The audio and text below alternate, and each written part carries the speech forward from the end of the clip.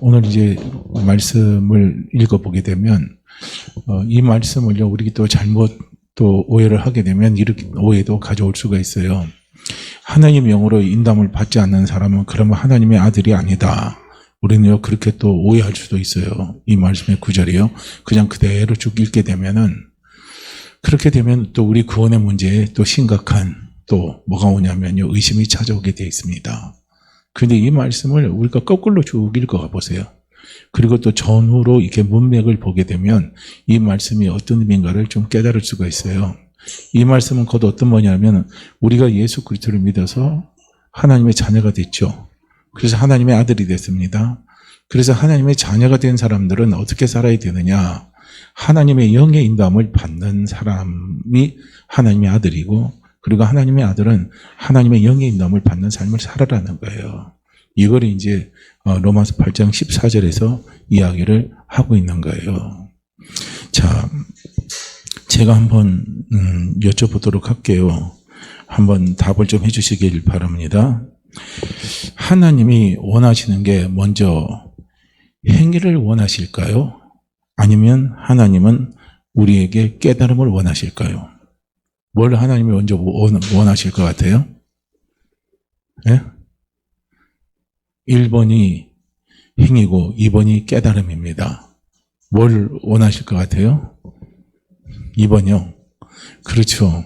하나님은 우리에게 깨달음을 원합니다. 그러니까 우리가 오늘 이제 이 본문의 제목이 뭐냐면 설교 제목이 저기죠. 어떤 삶이 회개의 삶인가 이렇게요. 설교의 제목을 그렇게 잡았어요. 자, 우리가 회개 이야기를 하게 되면 어떻게 우리는 생각을 하냐면 자꾸 회개를요. 우리는 사람의 편에서 해결을 하려고 그러는 거예요. 그래서 사람의 편에서 해결을 하게 되면 반드시 행위 중심이 갑니다. 행위로 가요. 그래서 행위 중심으로 가서 회개가 되지 않으면 우리 마음속에 뭐가 찾아오냐면 정죄가 찾아오고 판단이 찾아오고 거기에다가 보응이 찾아오고 그러다 보면 보응에 대한 두려움이요. 우리에게 엄습해 옵니다. 그러다 보면 하나님을 의심하게 되고 이제 이런 삶을 우리가 살아갈 수밖에 없어요. 이게 인간 중심의 회개입니다. 그러나 하나님의 중심의 회개는 달라요. 하나님의 중심의 회개는 하나님 편에서 회개는 뭐냐면 먼저 깨달으라 이겁니다. 깨달아야 돼요. 그리고 우리가 깨닫게 되면 뭐가 와요? 믿음이 옵니다. 그럼 이제 믿음이 오게 되면 그 다음에 뭐가 돼요? 행위가 따라오게 돼 있습니다. 그래서 내가 깨달았다. 내가 믿음이 왔다. 그런데 행위가 하나도 안 바뀐 사람은요. 저는 그거 못 믿어요. 정말 못 믿습니다. 제 입장에서는 그 100% 못 믿어요. 그거는 제가 생각할 때는 이게 지나친 편일지는 모르겠지만 그건 엉터리라고도 볼 수가 있어요. 정말 우리가 깨달음이 오고 믿음이 왔다면 행위가 따라오게 돼 수반되게 돼 있습니다. 행위가 수반되지 않는 깨달은 믿음이라는 것은 어떻게 보면요. 그거는 자기 당착이에요. 스스로 자기를 속이는 거예요.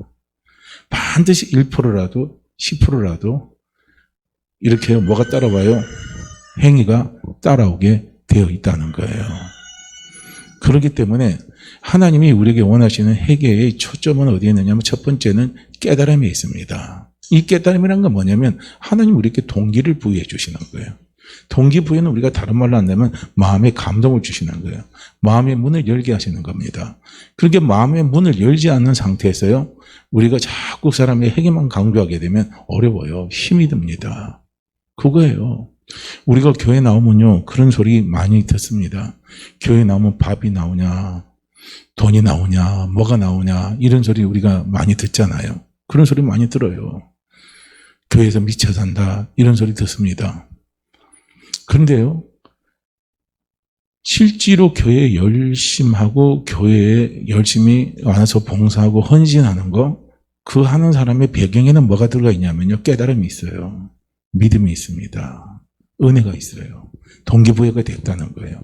그렇지 않으면요, 하라고 해도 못해요. 하라고 해도 못합니다. 정말 힘든 거예요. 지금 다니엘 기도회가 우리가 이제 3주간 시작하잖아요. 처음 제가 다니엘 기도회 시작할 때, 뭐 여러 가지 반신반의가 있었어요.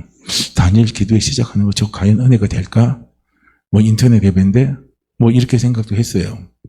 그리고 뭐 집중적으로 함께 모여서 하는 것도 아니고, 한 장소에서 모이는 거 하는 거 아니고, 과연 은혜가 될까? 이런 생각 해봤어요. 그런데 뭡니까? 다니엘 기도를 해보니까 은혜가 되더라고요. 믿음이 되는 거예요. 아, 다니엘 기도에 정말 은혜스럽구나.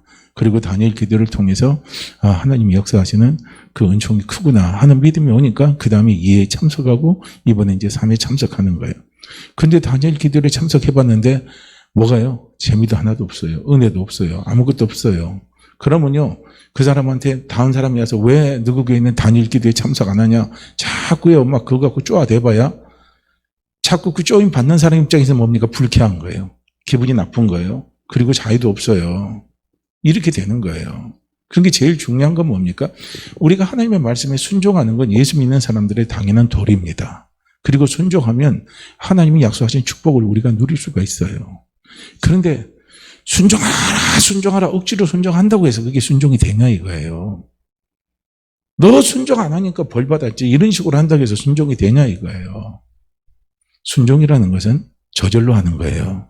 저절로 하는 건 뭡니까? 마음이 움직여서 마음이 동해서 하는 게 이게 저절로 하는 겁니다. 이걸 우리는요 좀 깨달을 수 있어야 된다는 거예요.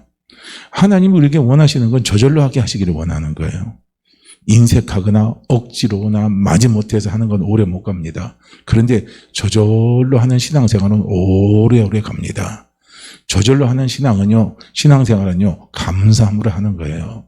기쁨으로 할 수 있습니다. 소망을 바라보면서 신앙생활을 할 수 있는 것이 이게 저절로 하는 거예요. 이거예요. 그래서 하나님은 우리에게요 원하시는 게 뭐냐면 첫 번째는 뭡니까? 깨달으라 이겁니다. 이게 회개의 첫 번째예요. 그래서 우리가 회개할 때 하나님이 회개의 은혜를 베풀어 주실 때 첫 번째가 뭡니까? 말씀을 자꾸 들을 때 깨달음이 오는 겁니다.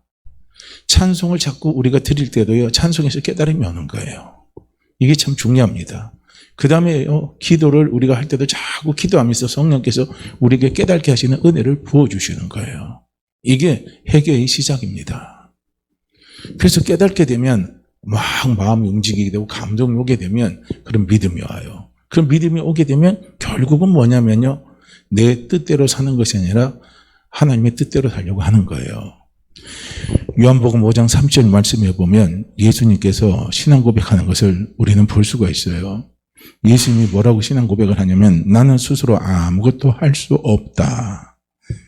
그래서 나의 원하는 대로 하려 하지 않고 나를 보내신 이의 원대로 나는 한다.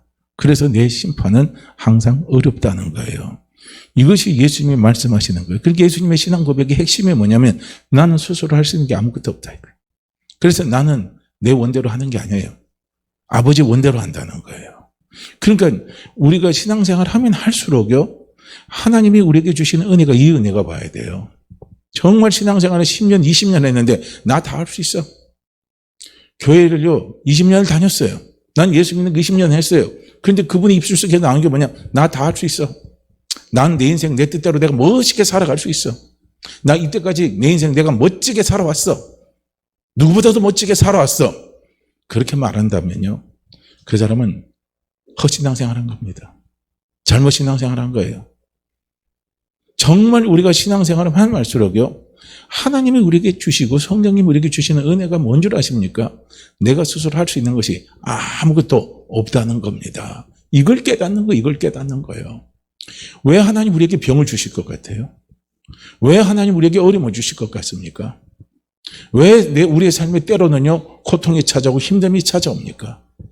왜 하나님이 우리를 만드실 때 고통과 어려움과 힘듦이 찾아오면 다 이겨나갈 수 있도록 만들어야 되는데 왜 그렇게 우리의 육신을 하나님이 만들지 못했을까요? 이런 것 가지고 고민 많이 하셨을 겁니다. 왜 그렇게 하셨을 것 같아요? 깨달으라고 그러는 거예요. 깨달으라고. 깨달으면요 감동이 와요. 감동이 오면 은혜가 오고요. 은혜가 오면 하나님하고 더 함께하고 싶은 거예요. 주님과 더 함께하고 싶은 거예요. 주님 없으면 나는 못 사는 거예요. 주님 없으면 나는 아무것도 할 수 없는 거예요. 이 고백에 와야 되는 거예요. 그러니까 저도 저희 친구들 만나면 그런 말이에요. 야, 너 예수쟁이냐? 그러더라고요. 그래, 예수쟁이다. 너 기도하냐? 그래, 기도한다 그랬어요. 야, 젊은 놈이 놀러 다니지 않고 앉아가지고 맨날 그 교회 차밖에 없고 기도하면 재미가 있냐 이거예요. 저한테 그런 말 해요. 그래서 저는 그 말을 할 때 그랬어요. 너희는 모른다 이거예요. 너희는 모른다 이거예요.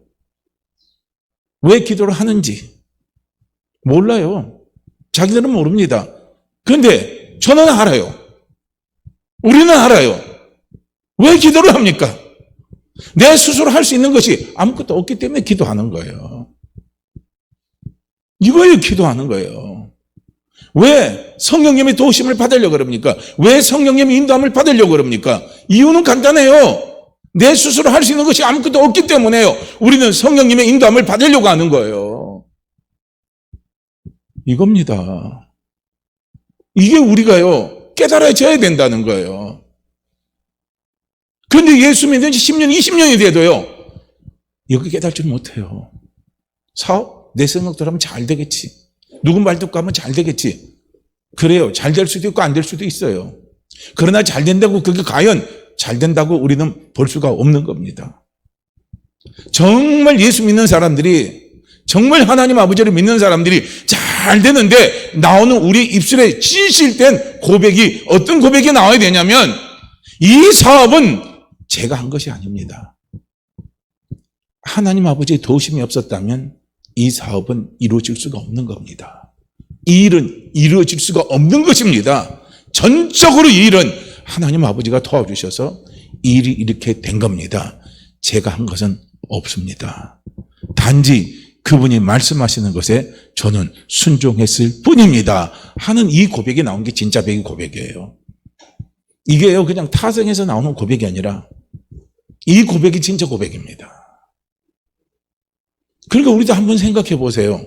우리가요, 건강하고요, 혈기 왕성하고요, 내가 한참 잘 나갈 때는요, 예수님처럼 이런 고백합니까? 내가 할 수 있는 것은 아무것도 없다는 이런 고백하십니까?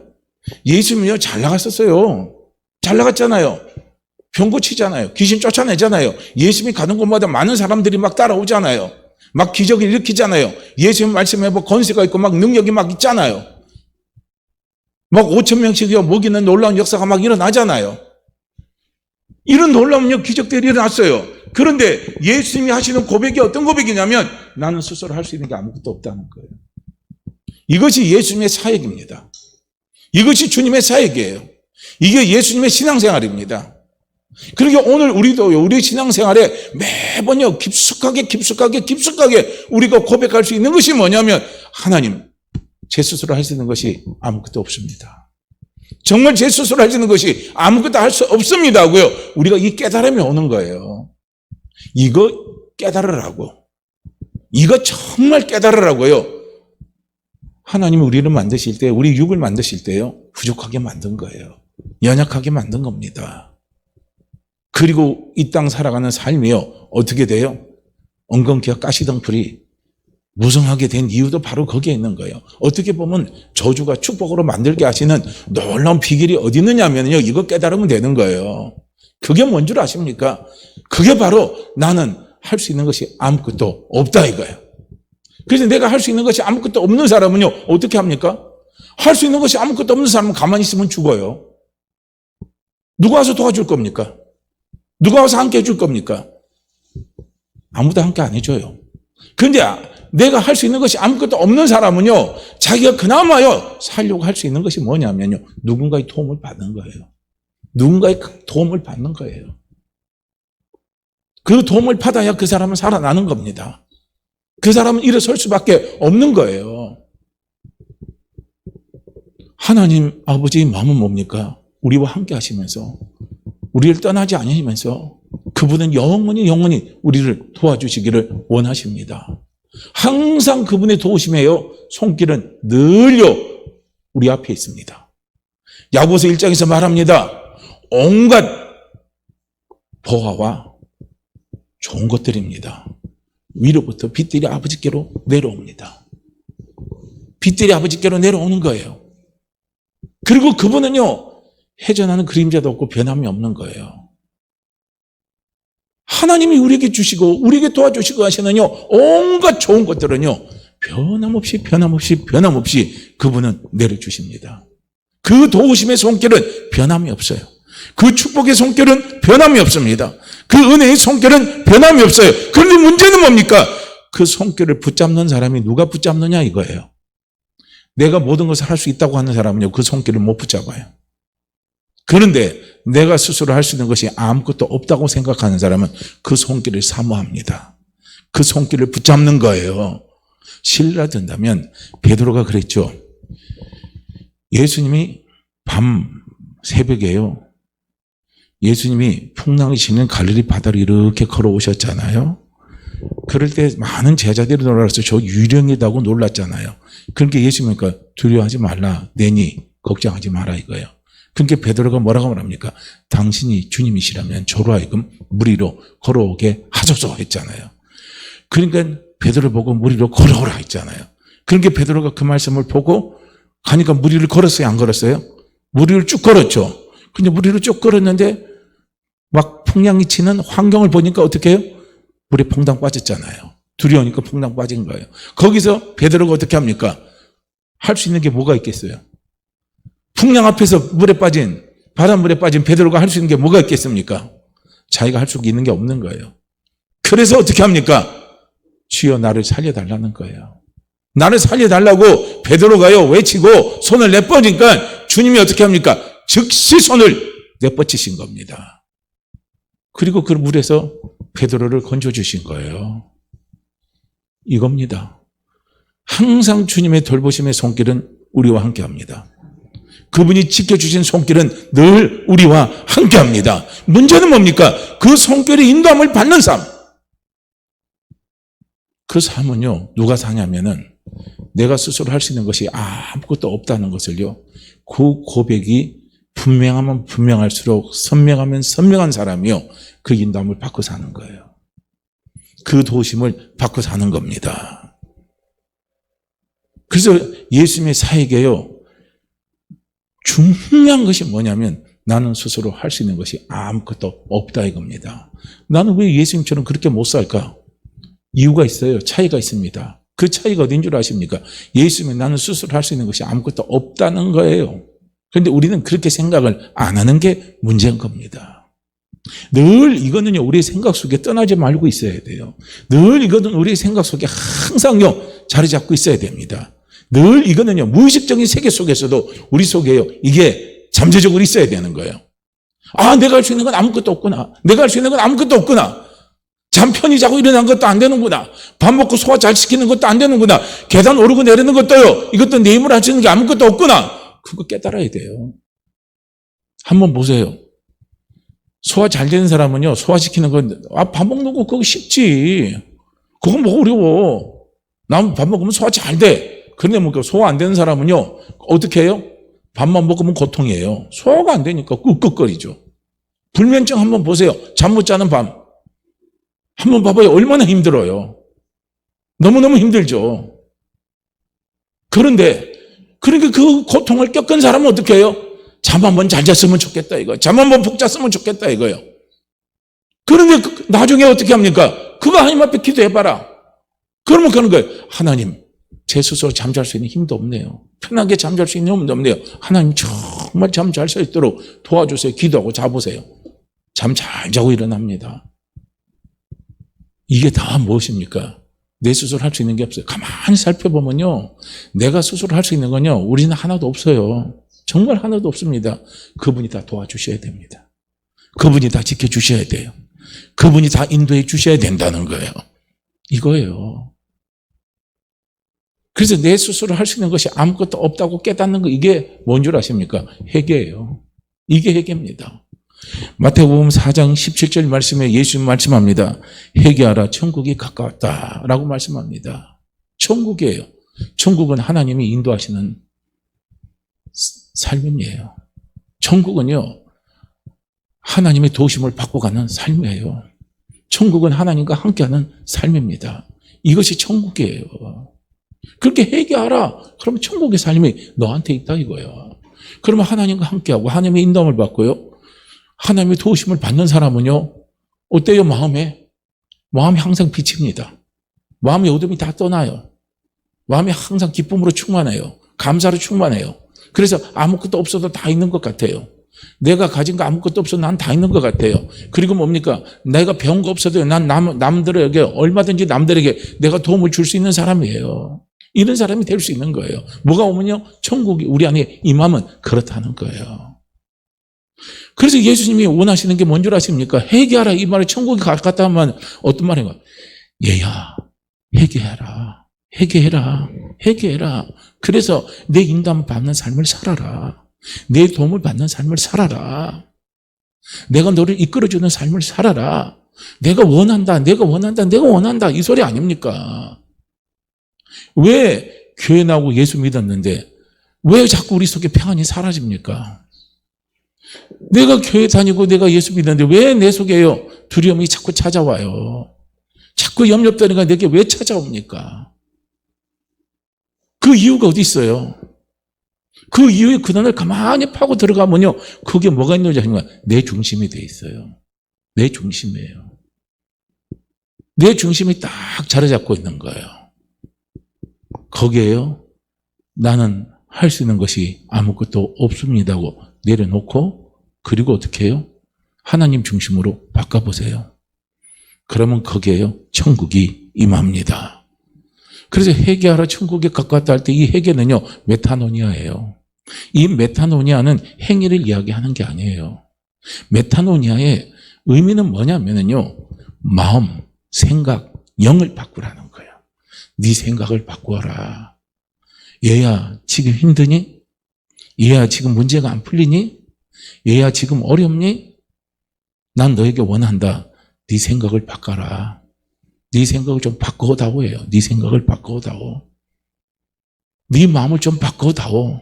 네 마음을 좀 바꿔다오 해요. 네 영을 바꿔다오. 네 영은 뭡니까? 우리가 이 세상 살아가면 이 세상 영은 사단의 영입니다. 악의 영이에요. 멸망의 영입니다. 저주의 영이에요. 그래서 이 세상 사람들 쫓아가고 이 세상 사람들이 원하는 대로 쫓아가면요. 그 마지막은 결국은요. 저주의 삶입니다. 부자도 저주예요. 왜 그런 줄 아십니까? 부자가 돼도 마음에 평안이 없으면 저주입니다. 저주예요. 그렇잖아요. 부자가 돼도 발 뻗고 자야죠. 그런데 부자가 되면 될수록 요새 발 뻗고 못 자잖아요. 그게 아니에요. 사업이 잘 돼도 평안하게 가야 돼요. 남도 잘 되고 나도 잘 되는 게 그게 진짜 사업이 잘 되는 거예요. 그런데 뭡니까?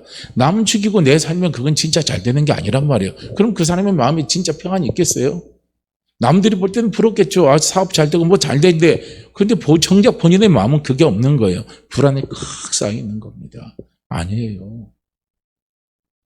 그게 회개하라는 것은 뭡니까? 예수님이 회개하라는 것은 마음을 바꿔다오. 생각을 바꿔다오.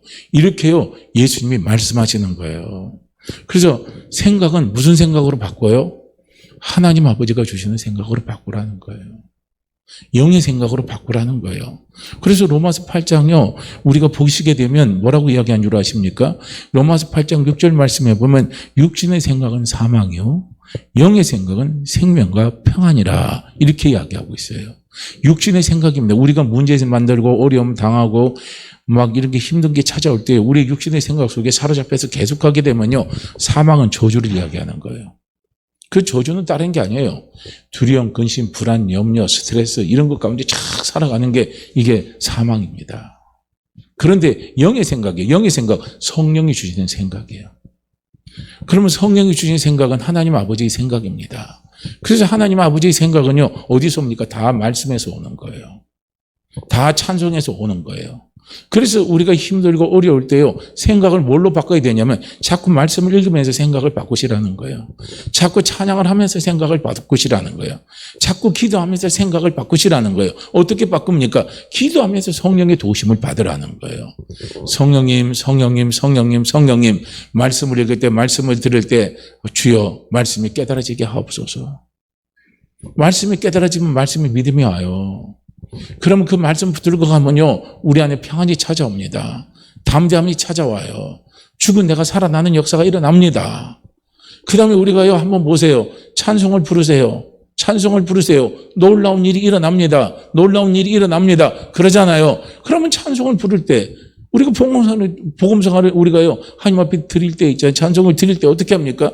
성령의 도심을 받으면서 찬송을 드리시라는 거예요.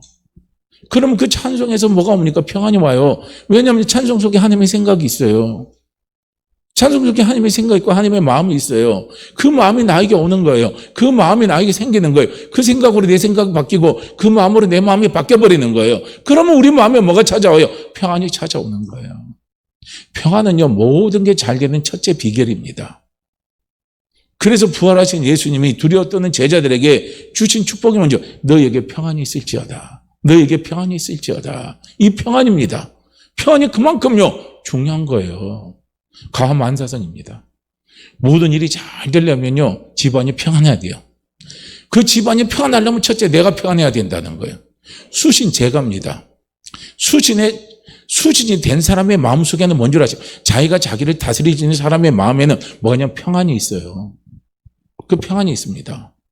그러니까 우리가 우리 자신을 못 다스려요. 그러니까 성령님이 우리의 생각과 우리의 마음을 다스려 주시면, 하나님의 생각과 하나님의 마음으로 다스려 주시면 우리 마음에 평안이 있다는 거예요. 평안이 있으면요 그 다음에 제가가 되는 거예요. 가하가 되는 거예요. 가정에 화평이 오는 거예요. 가정에 웃음이 나오는 거예요. 그러니까 가정에 웃음과 가정에 화평이 나오면 그 가정은 되게 돼 있다니까요.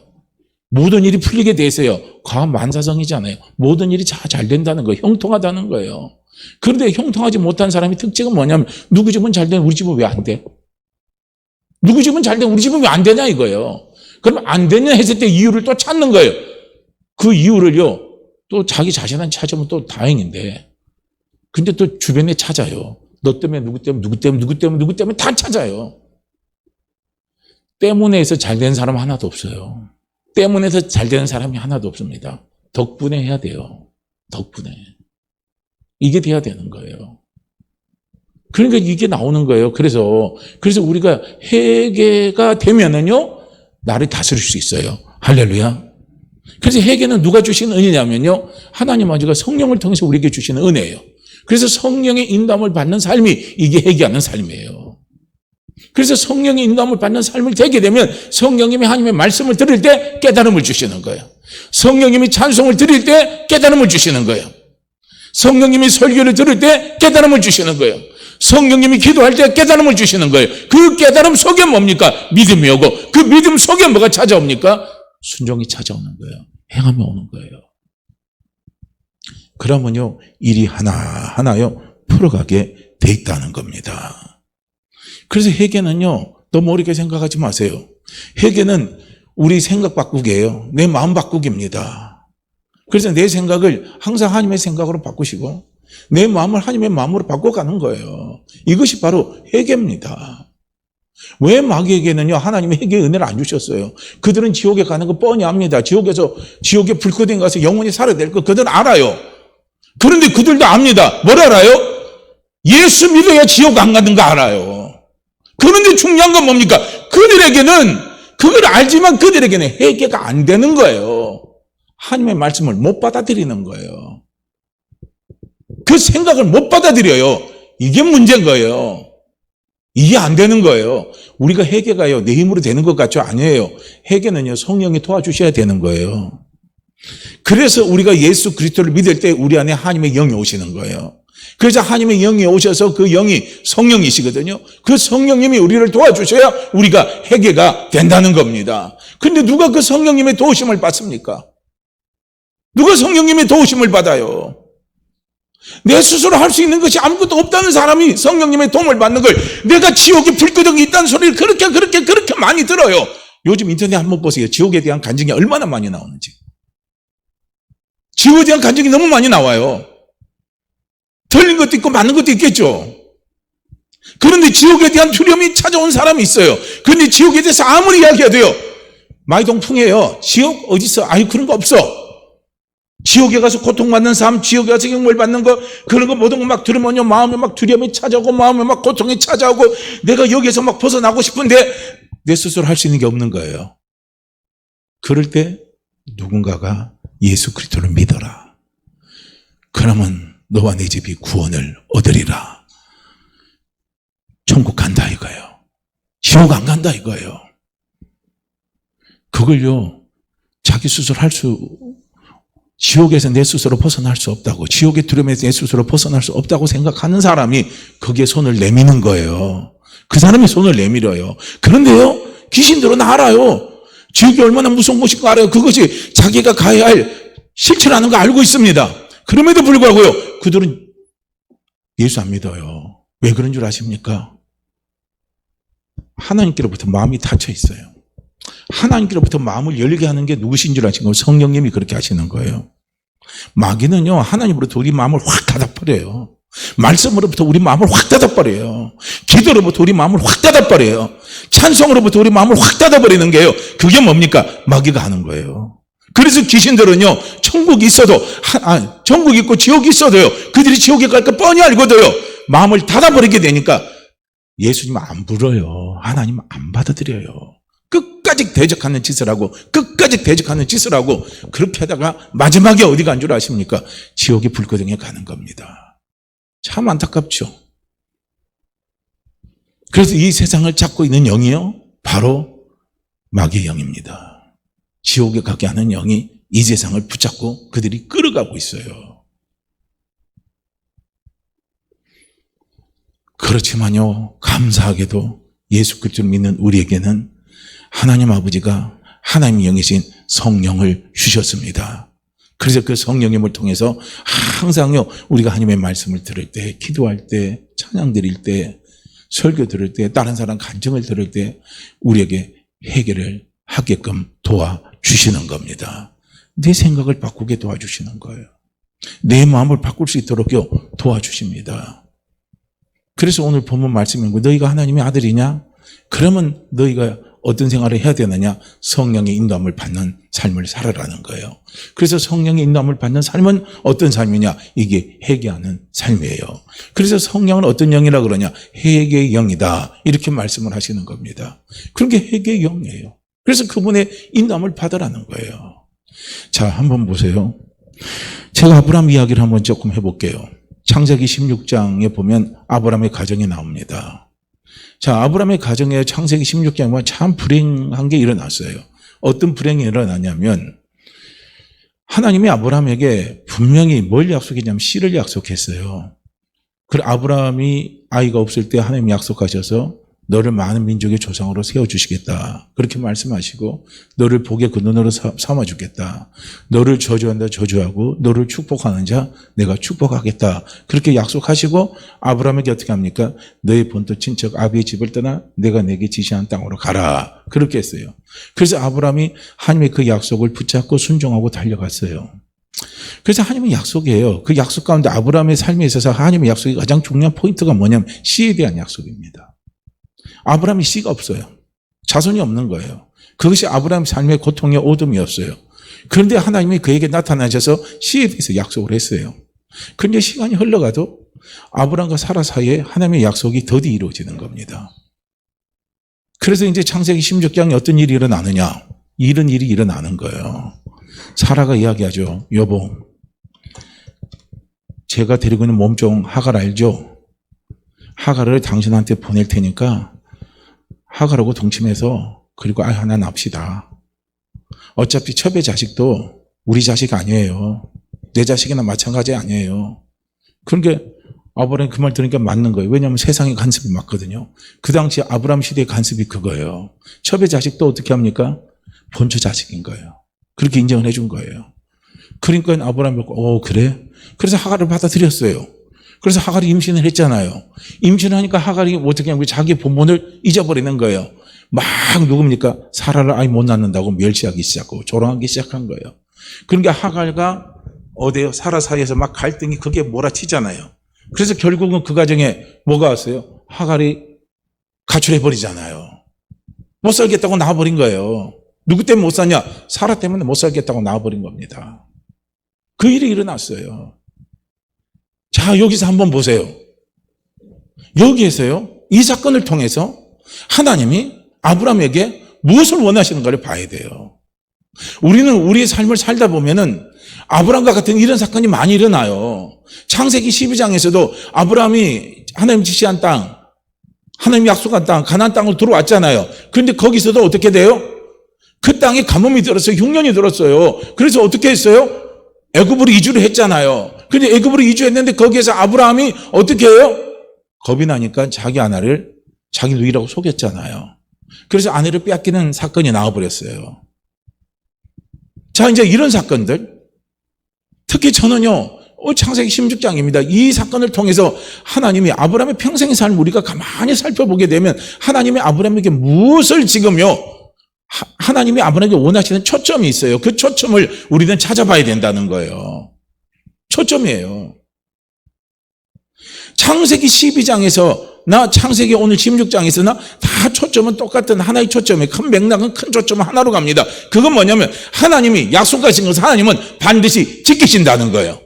반드시 지키시는데 무슨 방법으로요? 하나님이 약속하신 건 하나님이 약속하셨기 때문에 하나님의 방법으로 지키신다는 겁니다. 그걸요, 하나님이 아브라함의 삶 전체를 통해서 깨닫게 하시는 겁니다. 우린 그걸 봐야 된다는 거예요. 자, 창세기 12장에서 보세요. 아브라함이 하나님 앞에 받은 약속이 있어서 그거 믿고 출발해서 갔지만은 가뭄이 들어서 그리고 애굽으로 이주를 했어요. 이주를 했는데 거기서 애굽 왕이 두려워서 거짓말을 쳤잖아요. 근데 하나님이 아브라함에게 뭘 약속했습니까? 너를 저주한다 저주하고 너를 복준다 복준다 그랬어요. 이게 하나님이 아브라함에게 주신 약속입니다. 아브라함이 그걸 믿었다면 천국이에요. 애굽 왕이 있다도 천국에 두려움이 없는 거예요. 다 거짓말은 어디서 나와요? 두려움에서 찾아오는 거예요. 불안해서 찾아오는 거예요. 내 방법으로 해결하려니까 거짓말이 나오는 거예요. 선의적인 거짓말이든 악의적인 거짓말이든 나오게 되어 있습니다. 근데 아브라함이 거기서 거짓말 했지만은요, 하나님은 당신의 약속을 철저하게 지키시잖아요. 그래서 누구를 저주해요? 애굽 왕을 저주하잖아요.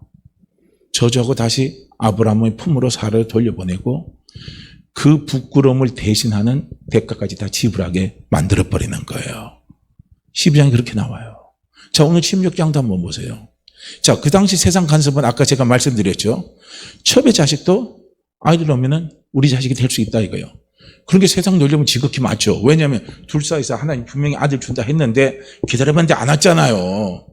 그러니까 우리가 하나님이 주신 약속도 인간의 방법으로 그렇게 해석하면요, 틀린 건 아닌 거예요. 근데 그 방법대로 해석을 해보니까 어떻게 됐어요? 문제가 생겼잖아요. 비극이 왔잖아요. 여기서 아브라함이 뭘 깨달았겠어요?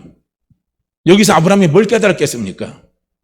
깨닫는 게 있는 거예요. 창세기 12장에서도 아브라함이 깨닫는 게 있을 것이고 창세기 15장에서도요, 아브라함이 깨닫는 게 있어요. 왜냐하면 아브라함에게 하나님이 뭐라 그랬습니까?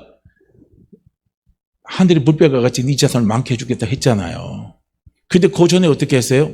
내가 너희 지극히 큰 상급이다, 네 방패다 그랬는데 하나님 내게 해주신 게 뭐 있습니까? 그랬잖아요.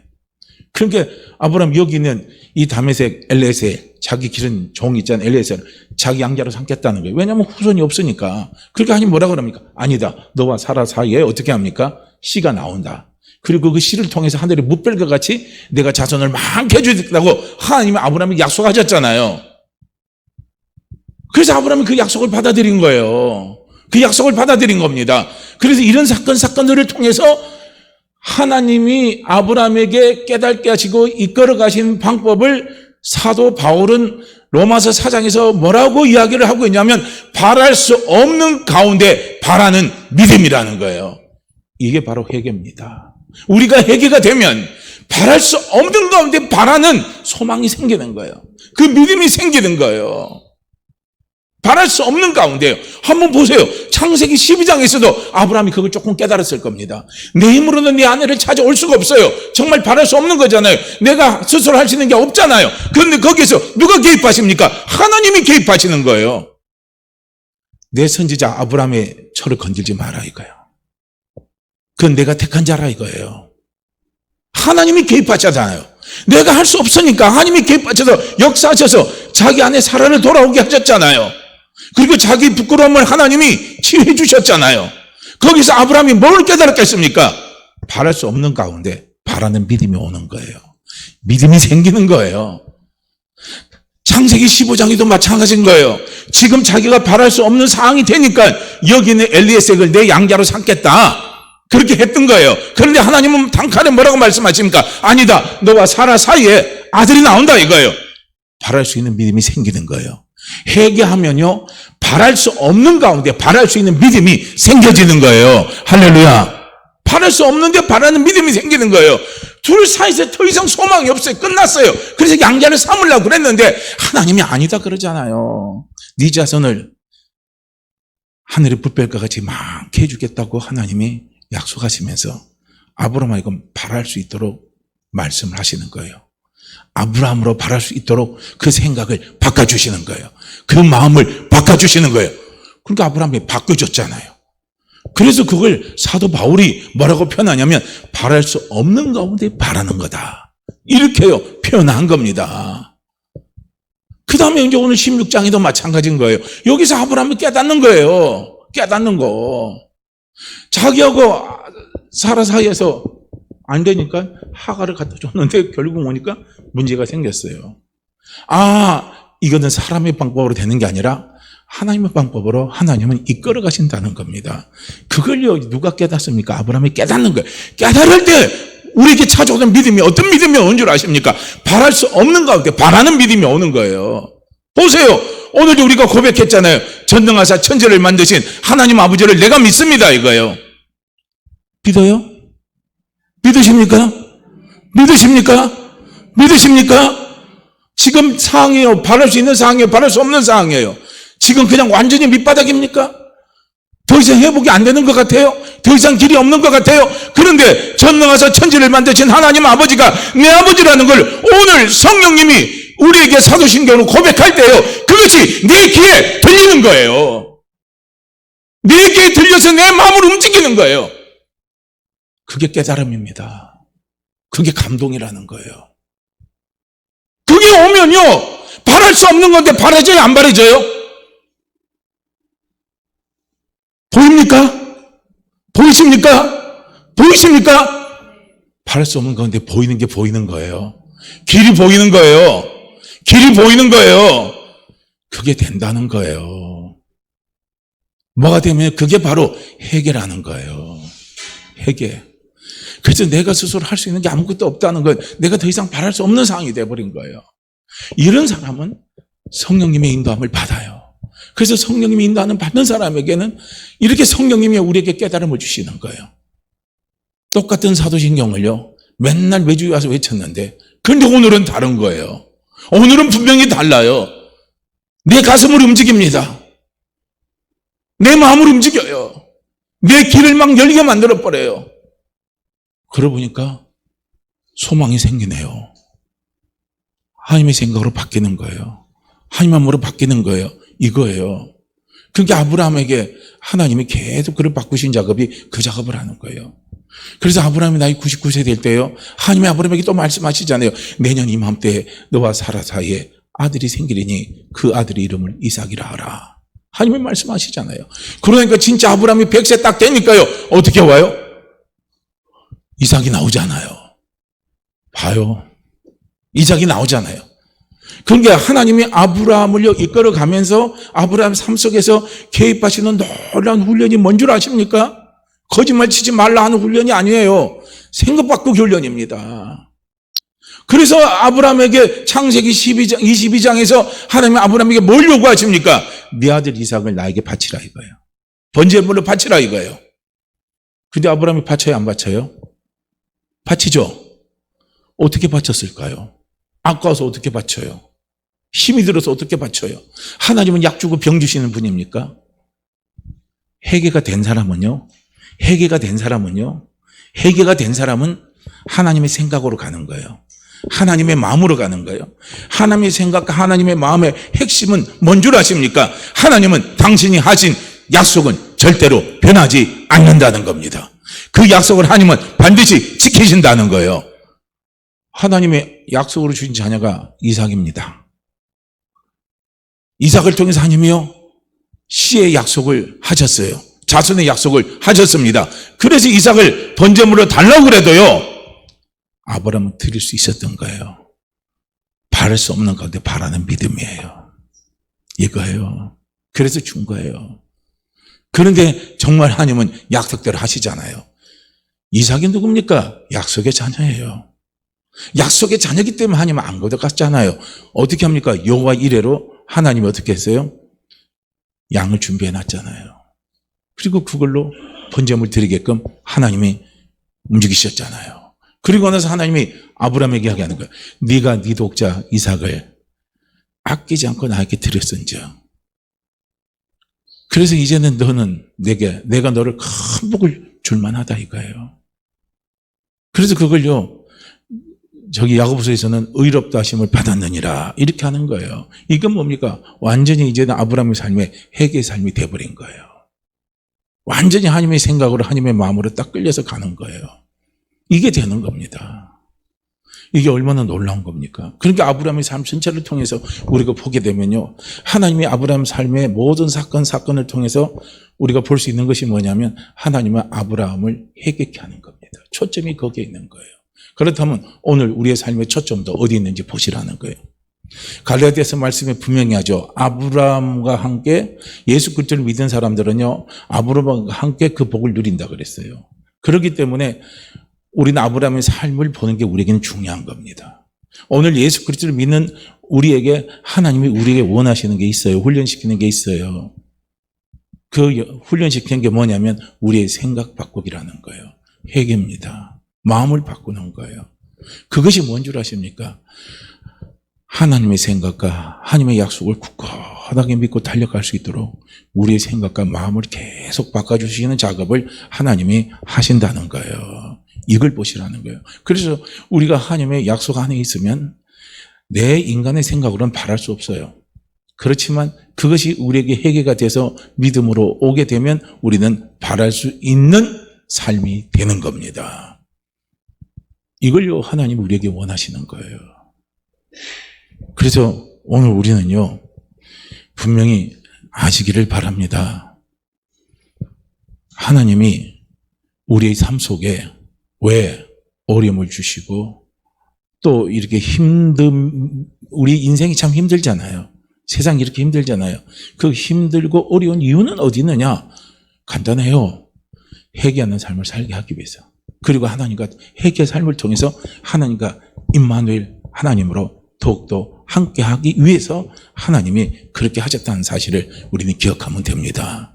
그래서 우리 속에 자꾸 회개하는 삶이 되면요, 바랄 수 없는 가운데 바라는 믿음이 우리에게 자꾸 생겨집니다. 그래서 우리가 그 믿음으로 달려나가면 무슨 일을 만나도요, 우리는 어떻게 돼요? 만사 형통케 되는 그 은혜의 축복을요, 반드시 누리게 되어 있다는 겁니다. 그래서 오늘 이 시간도 함께 저는 같이 기도하기를 원합니다. 하나님, 제 삶이 어렵고 힘들 수있을수록 더욱더 하나님 회개자의 삶을 살게 하옵소서. 회개의 마음을 부어주시옵소서. 회개를 삼하는 은혜를 저에게 베풀어 주시옵소서 하고요, 이 시간 우리 함께 같이 기도합니다. 우리 로마서 8장이요 14절 말씀 함께 읽고 기도합니다. 무릇 하나님의 영으로 인도함을 받는 사람은 곧 하나님의 아들이라. 무릇 하나님의 영으로 인도함을 받는 사람은 곧 하나님의 아들이라. 무릇 하나님의 영으로 인도함을 받는 사람은 곧 하나님의 아들이라. 아멘. 우리 함께 같이 기도합니다. 오 할렐루야. 하나님 아버지 참